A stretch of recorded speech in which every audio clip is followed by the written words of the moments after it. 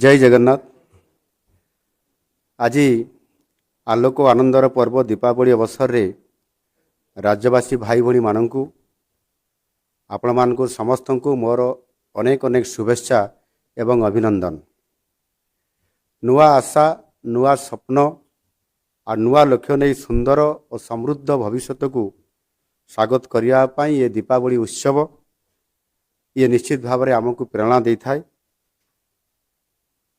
असत्य और अन्यायर अंधार को भेद करी सत्य एवं न्यायर आलुओ ये जीवन रे ये परिप्रकाश करि थाए।